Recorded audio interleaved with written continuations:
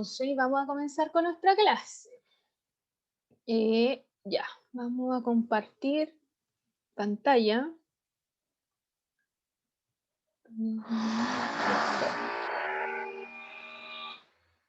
Y listo. Acá estamos. Ya, les cuento. Hoy, ¿cierto? 12 de abril. Comenzamos, ¿cierto? Con la unidad de la libertad como tema literario. Entonces, esta es nuestra unidad 1. Y... esperemos un poco, listo. Ya, entonces, la unidad 1 es la libertad como tema literario y vamos a trabajar entonces, yo lo había mencionado un poquito, que íbamos a hablar en torno al concepto de la libertad, pero en cuanto al romanticismo. Vamos a trabajar el romanticismo. Y se llama esta clase Conociendo la libertad, ¿ya? Por eso el objetivo es sintetizar el tema que se expresa en un poema del romanticismo utilizando la evidencia textual. ¿Ya? Entonces vamos a trabajar en función de eso. Vamos a trabajar un poema y vamos a trabajar estos conceptos de la libertad y el romanticismo. Ya, actividad inicial. Tenemos, observa las siguientes imágenes y lee las citas. Qué horror. Y dice, ¿qué ideas de la libertad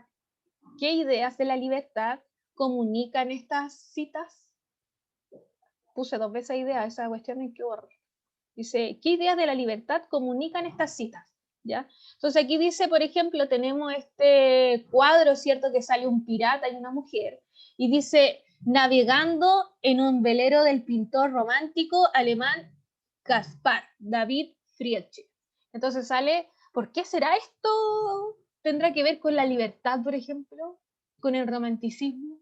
Y tenemos este pintor con esta niña en el mar, en un barco. Y luego tenemos este que dice, de Juan Ramón Jiménez, dice, el ser humano es libre, tiene que ser libre. Su primera virtud, su gran hermosura, su gran amor es la libertad. Ya, entonces, en función de estas imágenes y estas citas, ¿qué ustedes creen que consideran? ¿Qué consideran que tiene que ver con la libertad?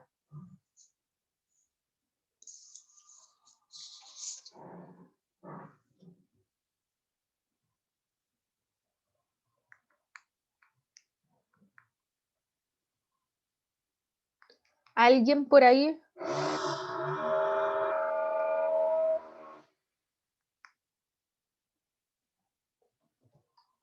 ¿Nadie ni por el chat, nada? Ya, vamos a continuar entonces. Dice así. Bueno, vamos a ver el concepto entonces de la libertad y qué dicen algunos u otros personajes de la historia, ciertos personajes célebres de la historia que han hablado sobre el concepto de la libertad, ya para que se den cuenta que este concepto es muy importante a lo largo de toda nuestra historia como seres humanos. Y aquí tenemos a nuestro primer personaje célebre, que es Voltaire. Y Voltaire nos dice, el hombre es libre en el momento en que desea ser. Luego tenemos acá a Aristóteles, ¿ya? Que habla sobre la libertad y dice, el que ha superado sus miedos será realmente libre. Luego tenemos aquí a otro personaje célebre que es Bob Marley, que nos dice, mejor morir luchando por la libertad que preso todos los días en tu vida. Y tenemos aquí a Gandhi también, que dice que la libertad no es digna de tener, sino incluye la libertad de cometer errores. Entonces aquí tenemos a estas personas, ¿cierto?, que nos hablan del concepto de la libertad, de qué es ser libre. Ya. Ustedes, por ejemplo, ¿ustedes cómo conciben el concepto de la libertad en función de lo que acabamos de ver y las citas anteriores?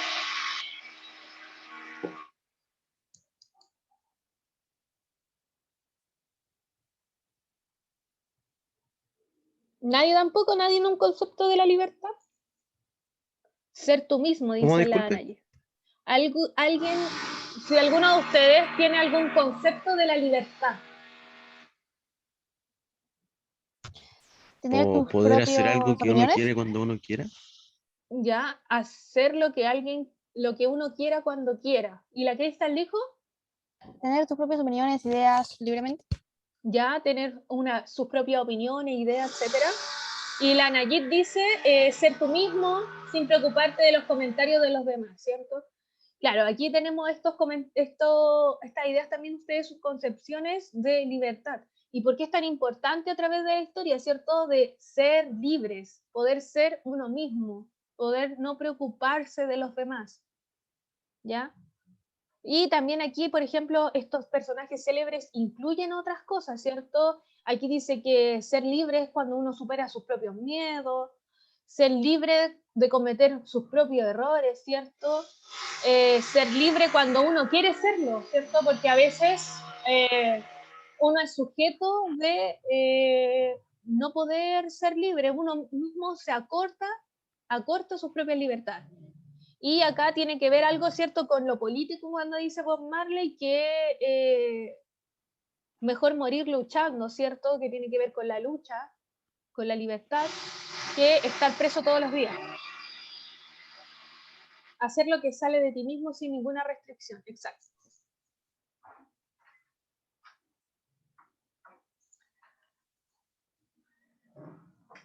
Después, aquí tenemos, por ejemplo, ahora vamos a empezar a hablar sobre el romanticismo, ¿cierto? Como ya les había dicho, esta unidad del romanticismo. Y tenemos estos dos ejemplos de el caminante sobre las nubes, que esta es una imagen, ¿cierto?, típica, ¿ya?, del romanticismo, y es de Caspar Friedrich, ¿ya? Aquí nos muestra este ser humano. Ustedes, no sé si pudiesen observar, ¿cierto?, esta imagen y decirme si, ¿ustedes qué creen que tenga que ver con el concepto de la libertad y del romanticismo?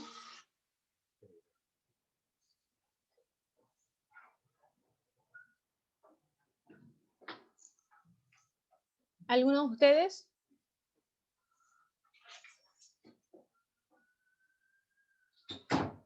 No, no sé no sé por qué estaría relacionado. Con la libertad. ¿Esto les parece romántico? Porque, a ver, partamos con eso. Para ustedes, ¿qué es ser romántico?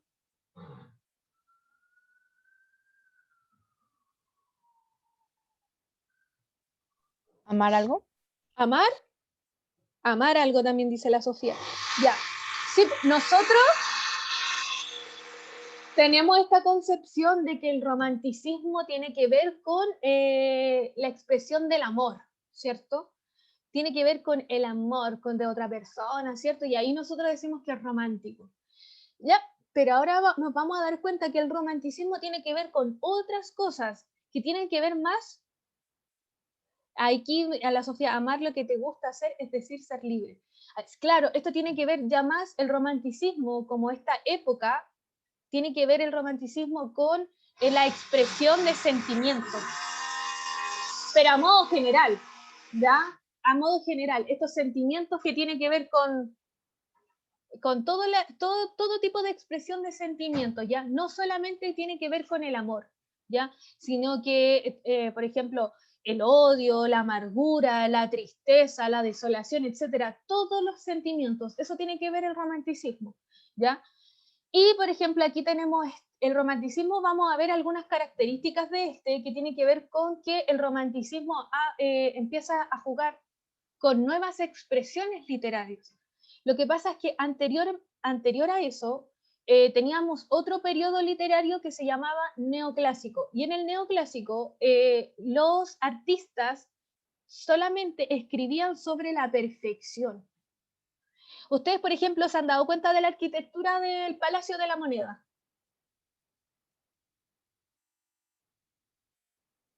¿Cierto que utiliza esto? ¿Cierto? Que son como, que parece casi como una imitación de lo griego, de lo romano, ¿cierto? Con esta estructura blanca, ¿cierto?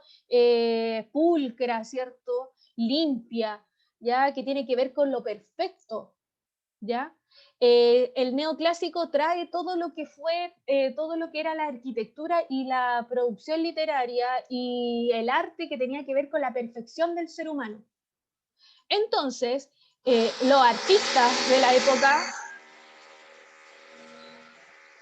se sentían acotados por su forma de expresarse, la forma de describir todo. Entonces se sentían muy pasados a llevar y no podían expresarse, no podían decir lo que sentían, no se sentían libres. Y por ende, en este periodo del romanticismo, el ser humano se da cuenta que puede ser libre porque puede demostrar todo lo que siente y que los seres humanos no somos perfectos, que podemos demostrar que nos pasan cosas, ¿ya? Por eso tenemos a este humano que está solo, que esto es una de las cosas que también se ve, sobre todo en el romanticismo, que uno trabaja sobre la soledad frente a la inmensidad. Se dan cuenta que aquí tenemos este hombre, este caminante, que está sobre un cerro aquí, y está frente a las nubes, un mar de nubes, y está solo frente a la inmensidad. Estamos solos en la naturaleza. ¿Ven? Y no tiene nada que ver con lo que es el amor romántico, por ejemplo. Y luego tenemos acá esta mujer que esta es una pintura muy famosa que tiene que ver con la libertad, ¿cierto? Con Francia, cuando estábamos en la Revolución Francesa, y aquí se llama La libertad guiando al pueblo de Lacroix, ya, y que tiene que ver con la libertad y en cuanto a lo político. El romanticismo habla mucho de eso. ¿Ven? Entonces tiene esta jugada del romanticismo de exposición de ideas, de exposición de sentimientos, y también en cuanto a lo político y la libertad. Entonces decimos acá que el romanticismo literario es la época de producción literaria llevada a cabo entre finales del siglo XVIII y mediados del siglo XIX, en diversas partes de Europa. Esta manifestación literaria estaba sujeta a esteticismos que se oponían plenamente a los planteamientos cosmopolitas y racionalistas de la Ilustración francesa. Entonces ahí volvemos a que antes teníamos este neoclásico que todo era perfecto, y aparte teníamos este periodo de la historia que se llama la Ilustración francesa, donde todos teníamos que saber leer, escribir y ser seres humanos pensantes y perfectos. Entonces los artistas sujetos a la perfección, y ellos no querían estar ahí, se sentían acotados. Y luego decimos que la literatura del romanticismo planteaba rescatar la esencia de las cosas. La labor del escritor era de acercar a la gente a la trascendencia por medio de las letras. El formalismo y el intelectualismo eran vistos como trabas en el proceso creativo. ¿Ven? Entonces, todo lo que era estructurado, todo lo que era formal, todo lo que era intelectual se veía acotado. Ya no queríamos más de eso. Solo queremos exponer lo que sentimos. Ahora vamos a ver una de las características, ¿cierto? Uno de los elementos principales del romanticismo, ¿ya? Tenemos que el ser humano y sus libertades. El sujeto creador también es reivindicado. Él como artista, ¿cierto? Escritor, escultor, poeta, etcétera, es reivindicado. Se aboga por la libertad de creación y pensamiento de los seres, sin patrones ni estereotipos. Ya no queremos más estereotipos, no queremos más patrones, ya no queremos más que se nos diga qué es lo bonito, qué es lo que se tiene que hacer, sino que somos libres. Somos seres pensantes y podemos equivocarnos y podemos hacer lo que nosotros queramos. Luego tenemos la relación directa del ser humano con Dios. Antes de esto, ¿cierto? Tenemos un proceso ustedes saben, ¿cierto? Que antes el Dios era el centro de todo, ¿cierto? Por eso todo giraba en torno a la tierra, porque Dios estaba en la tierra. Y por ende, nosotros hacíamos arte para Dios. Por ejemplo, todo el arte de la Edad Media era para Dios. Y por eso todo tenía que ver con lo religioso. Por ejemplo, después tenemos en el Renacimiento, no es fácil salir de lo que es la relación directa con Dios. Ustedes saben cuál es, ¿cierto? La pintura, ¿cierto? De La Última Cena, ¿cierto? De Leonardo da Vinci. No se puede salir, a pesar de que estemos en el Renacimiento, no se puede salir de lo que es el pensamiento de Dios. Y ahora en el romanticismo, la relación del ser humano con la divinidad es sin intermediario. Antes siempre teníamos un intermediario, ¿cierto? Para que se refiriera ante Dios, pero ahora nosotros no. No hay formalismo. Se considera que la Iglesia, con su estructuración, vino a romper el hilo entre Dios y las personas. Ya ni siquiera no queremos creer en la Iglesia. Nosotros somos seres que podemos hablar directamente con Dios. Tenemos el destino aguarda por todas y todos. Se tiene una apreciación mística y divina del destino. Antes nos hablaba del destino, ya es lo que es nomás. Ahora empieza a hablarse de lo que nos depara el destino. Todo está escrito, contrario a lo expuesto por los seguidores de la Ilustración. Pues, en el periodo anterior, quienes exponen que el destino del hombre está marcado por las obras que se haga. Entonces, por ejemplo, antes se pensaba, ¿cierto?, que todo lo que a uno le pasaba era en función de lo que uno había hecho, ¿no? Pero con el romanticismo no. El romanticismo dice, cree en el destino. El destino está escrito y eso es lo que me va a pasar. Y luego empieza también este realce de lo popular, lo natural, lo autóctono. Son añoranzas por los orígenes. ¿De dónde vengo? ¿De dónde provengo? ¿Cuál es mi origen? Y se empieza a escribir de eso y a ilustrar y a dibujar sobre eso. Por la identidad de los pueblos, por la preservación de la cultura, intereses hondos en que el ser humano vuelva al campo y se aleja de lo mecánico. Entonces estábamos hablando, ¿cierto?, que este periodo anterior solo hablaba, ¿cierto?, de lo intelectual, lo perfecto, ¿cierto?, de que en realidad por eso mismo siempre la verdad está en los libros, ¿cierto? Si ellos pensaban así, la verdad está en los libros y todo lo que es pensante es lo real. Y ahora los románticos dicen, no, hay que volver a nuestros orígenes, hay que volver a la cultura, hay que volver de dónde provenimos, hay que volver al autóctono, hay que volver, por ejemplo, si el romanticismo fuera en Chile, sería volver a nuestros orígenes, volver a saber qué son los mapuches, volver a qué son los ona, los aymara, tienen que ver con eso, volver a los mitos, a las leyendas, ¿ya? Tiene que ver con eso. Por ejemplo, en este periodo del romanticismo, aquí aparece ustedes conocen a Drácula, a Frankenstein. Ya estas escrituras aparecen en el periodo del romanticismo, porque se empieza a valorar, ¿cierto?, nuestros mitos, nuestras leyendas, y ahí se empieza a escribir de esto. Ya, ahora que ya sabemos, ¿cierto?, esta diferencia del romanticismo y de la libertad, vamos a ir a lo que nos compete, que es la poesía. ¿Alguna pregunta en cuanto al romanticismo y a la libertad para pasar a la poesía?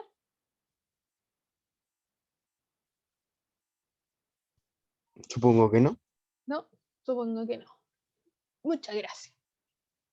Ya, aquí también todo claro. Perfecto.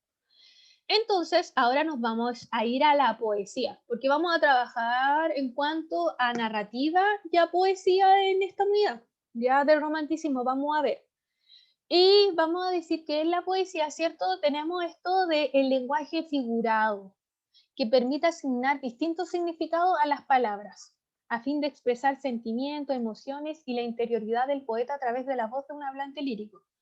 Ya, entonces decimos que hay que tener en consideración, ¿cierto?, primordial en la poesía, que tenemos un lenguaje figurado, ¿cierto? Este lenguaje que dice algo, pero con otras palabras. Decimos algo, pero de una forma más estética, más linda, ¿ya? Y la idea es que nosotros estemos dándonos cuenta de qué nos quiere decir este poema en realidad, ¿ya? ¿Qué nos quiere expresar? ¿Ya? Y esto siempre se expresa a través de esta voz poética, este hablante lírico, ¿ya? ¿Quién nos está hablando en esta poesía? Si esto fuera narrativa, sería nuestro narrador, ¿cierto? Pero como estamos en poesía, es un hablante lírico. Sí, pues el Anayit dice, embellece las palabras, ¿cierto? ¿Cómo se embellece? Aquí, por ejemplo, dice, querida Erika, tus labios de fresa, tus dientes de perlas, tu pelo de seda y tus ojos de esmeralda. Entonces ahí, ¿cierto? Está haciendo todo el rato distintas metáforas, ¿cierto? Tenemos ahí el lenguaje, esta forma figurada de utilizar el lenguaje. Entonces, vamos a trabajar con la siguiente habilidad, ¿cierto? Yo les dije que en la clase de hoy nosotros íbamos a hablar sobre la síntesis de un poema. Es decir, vamos a hacer un resumen de un poema, ¿ya? Que es un escrito donde se denotan las ideas principales o fundamentales a lo largo de las estrofas. Entonces vamos a leer un poema y vamos a tratar de sintetizarlo, a resumirlo. Y ahí para poder resumir un poema tenemos que entenderlo, ¿cierto? Y por eso el procedimiento paso a paso que vamos a realizar es primero reconocer quién es el hablante lírico y el objeto lírico, ¿ya? Y aquí tenemos, ¿cierto?, el hablante y el objeto. ¿Quién es el hablante lírico? El hablante es el hablante que expresa su interioridad a lo largo del poema, es decir, quién habla, ¿ya? ¿Quién está hablando en el poema? Ese es nuestro hablante lírico. Y aquí tenemos un ejemplo, dice, perdóname madre si te hice enojar. Entonces, por ejemplo, si escuchamos este verso, ¿quién sería el hablante lírico? ¿Quién está hablando aquí? El hijo. Exacto. Entonces sería un hijo, porque dice, perdóname madre, ¿cierto? Entonces ese es el hablante lírico. Y luego vamos a identificar también quién es el objeto lírico. El objeto lírico es la fuente de inspiración y lo que provoca las emociones en el hablante. Entonces, es a quién le estoy hablando, para quién va dirigido mi poema. Ese es el objeto, ¿de qué estoy La hablando? mamá. Exacto, la madre. Muy bien. Excelente. Entonces, para poder sintetizar un poema, primero vamos a reconocer el hablante y el objeto, ¿ya? Luego vamos a buscar pistas en cada estrofa que ofrezcan descripciones o ideas o percepciones del hablante acerca de este objeto. De quién está hablando, ¿cierto? De la mamá, y vamos a identificar, vamos a subrayar qué habla de ella.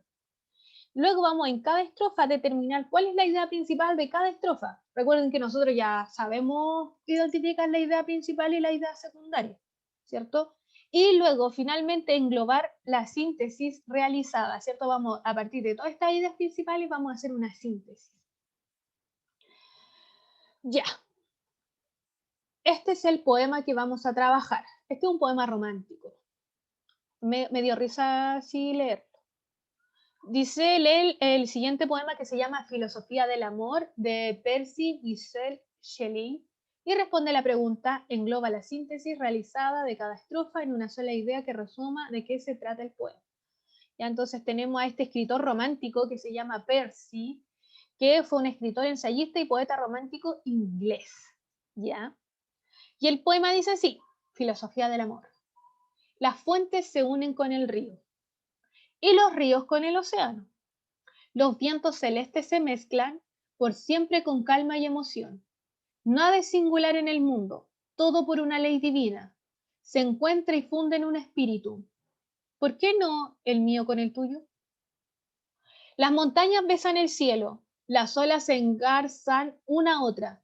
¿Qué flor sería perdonada si menospreciaste a su hermano?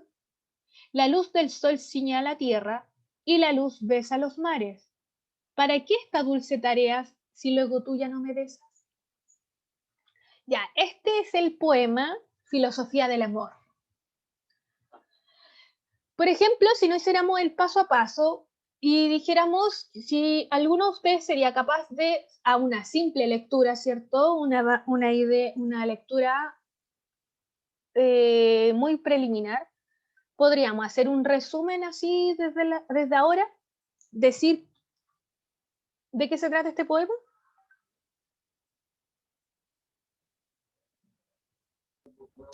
De una persona que está despechada. ¿Ya? Sí, el resumen podríamos decir, ¿cierto? Usted dice que podríamos hablar sobre una persona despechada. ¿Por qué despechada?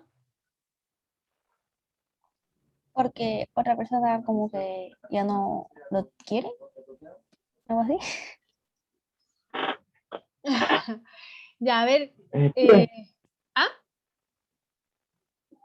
no, que yo quería decir, Aquí dice la Nayit como que ya no cree en el amor. Ya, ahora vamos a hacer un análisis para darnos cuenta si sirve el paso a paso, ¿cierto? Si estamos haciendo este paso a paso para saber cómo se hacen las cosas, vamos a ver si sirve. Porque dijimos, ¿cierto? Alguien despechado, alguien que no cree en el amor, etc. Vamos a ver si esto es nuestra idea principal de este texto. Primero, entonces, vamos a identificar, ¿cierto? ¿Quién es el hablante y el objeto lírico? ¿Quién es el hablante de este texto? Una persona. Una persona. ¿Y cuál es el objeto? Una persona. Una persona. Ya, a ver, vamos. Ya, entonces dice, Vamos aquí, yo dejé marcado, ¿cierto? Porque aquí tenemos, ¿por qué no el mío con el tuyo? Y ahí tenemos el mío y por eso nos damos cuenta, ¿cierto? Que el hablante es quien manifiesta sus emociones por el objeto. Este hablante es un alguien, ¿cierto? Aquí tengo marcado un alguien. Y su objeto es su amado o amada. No sabemos si hombre o mujer, nuestro hablante, ¿cierto? Ni nuestro objeto, porque no nos tenemos ninguna marca textual que nos diga, ¿cierto? Si es femenino o masculino. Por eso vamos a poner, ¿cierto? Su amada o su amado, y este es un alguien. 2. Buscar, ¿cierto? Las pistas en cada estrofa que ofrezcan descripciones e ideas y percepciones sobre este objeto lírico. ¿Cierto? Dijimos que nuestro objeto lírico es este ser amado, ¿cierto? ¿Y qué se dice sobre este ser amado, ¿cierto? Se habla, ¿cierto? Que las fuentes se unen con el río, ¿cierto? Nada es singular en el mundo, y después dice, ¿por qué no el mío con el tuyo, ¿cierto? Empieza a describir todas estas cosas y después hace esta comparación nuevamente de por qué tú y yo no estamos juntos, ¿por qué tú ya no me besas? Y 3, en cada estrofa determinar cuál es la idea principal o sensación o percepción, ¿cierto?, que se comunica sobre el objeto. ¿Qué podemos decir? En el primer, ¿cierto? En el primer verso acá, perdón, en la primera estrofa, podemos decir que si ustedes se fijan y vamos al hacer este análisis más delimitado, nos podemos dar cuenta que todos los elementos de la naturaleza se encuentran íntimamente ligados. Por ejemplo, dice, las fuentes se unen con el río y los ríos con el océano. ¿Cierto? Está hablando solamente de la naturaleza. Por eso este poema pertenece a lo romántico, porque el romántico siempre habla de la naturaleza. ¿Ya? Al romántico le gusta hablar de la naturaleza. Recuerden que habla de la naturaleza, le gusta también perdón, sobre la expresión de las emociones, ¿cierto? Porque antes nos hablaba de las emociones, pero ahora sí se pueden expresar todo lo que él quiera. Y por eso habla, ¿cierto? Los vientos celestes se mezclan por siempre con una calma y emoción. De nuevo, emoción y naturaleza. Nada es singular en el mundo. Entonces, si no tiene naturaleza, ¿no es un texto romántico? Es que una de las características ¿ya? Después vamos a ver otros ejemplos de que hay otras cosas también que utiliza el romanticismo, pero en este poema, por ejemplo, se caracteriza porque expresa emociones y tiene directa relación con la naturaleza. Porque, por ejemplo, ¿se acuerda que yo les dije en la clase anterior que hablamos sobre Edgar Allan Poe, ¿cierto? Que era una de las fuentes de inspiración de Horacio Quiroga, y dijimos que Edgar Allan Poe era romántico, a pesar que sabemos que Edgar Allan Poe, ¿cierto? Es muy oscuro. Y él habla, ¿cierto?, de los seres humanos, de las expresiones, pero todo lo oscuro del ser humano. Ya, entonces después tenemos en la segunda estrofa, podemos decir, ¿cierto?, que todas las fuerzas de la naturaleza se están uniendo. Las montañas besan el cielo, ¿cierto? Las olas se engarzan una a otra. Da solo ejemplos de cómo los elementos de la naturaleza están ligados y estos se unen, ¿ya? Y 4, finalmente, dice, englobar la síntesis, ¿cierto?, realizada en cada estrofa en una sola idea. La idea es que nosotros ahora, para poder hacer este resumen, a partir de este análisis de estas ambas estrofas, nosotros vamos a englobar todo en una idea. Y vamos a decir que si todo en la naturaleza labora para unirse, ¿de qué sirve todo ese esfuerzo si su amada o amado se muestra esquivo con él o ella? Entonces ya sabemos ahora, por ejemplo, de que no solamente hablaba de un ser despechado, ¿cierto? De alguien que no podía estar, sino que hace esta comparación que habla de que toda la naturaleza siempre va a elaborar, ¿cierto? Va a tratar de estar unida. De toda la naturaleza siempre se va a unir, pero su amada no puede estar junto a él. Esa es la síntesis del poema. Ya, ustedes van a leer, no sé por qué sale así. Van a leer este poema que se llama Oda a la Alegría, ¿ya? De Friedrich Schiller, algo así, ¿ya? Oda a la Alegría, que dice, Alegría, luz divina, del Eliseo Dulcelar.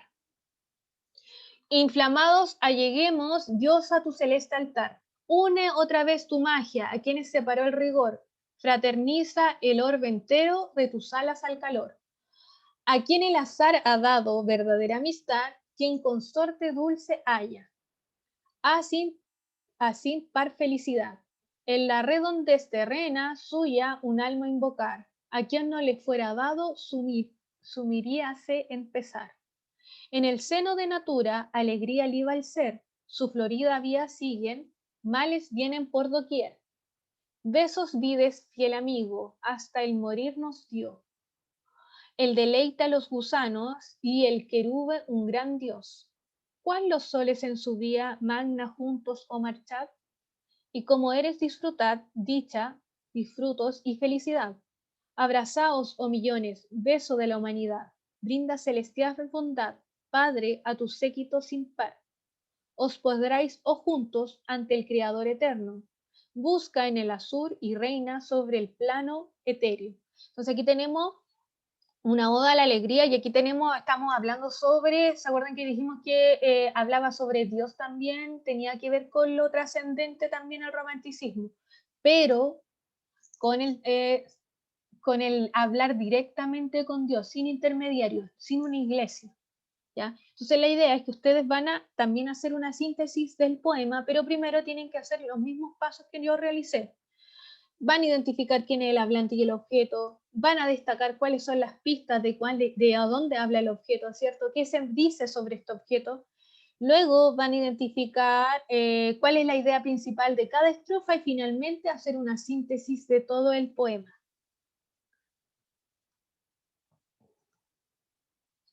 Y recordar, ¿cierto? Finalmente que ustedes tienen la evaluación del plan lector de Horacio Quiroga, Cuentos de amor, locura y muerte, a las 2 de la tarde. ¿Ya? ¿Alguna pregunta, duda, consulta?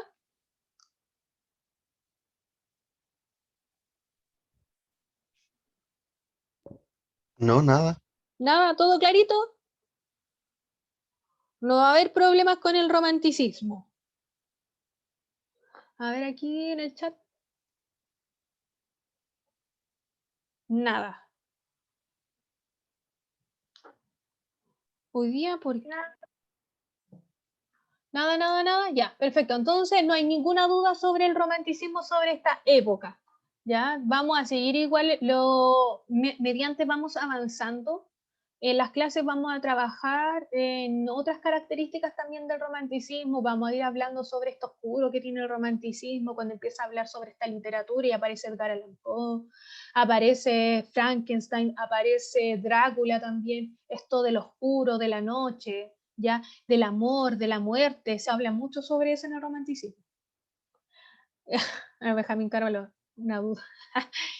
Ya, entonces los dejo, que estén muy bien, cuídense mucho, cualquier cosa me preguntan, me mandan un mensaje y voy a habilitar la prueba en un ratito más a las 2 de la tarde, ¿ya? Para que estén ahí poniéndose las pilas leyendo los últimos cuentos, ¿ya?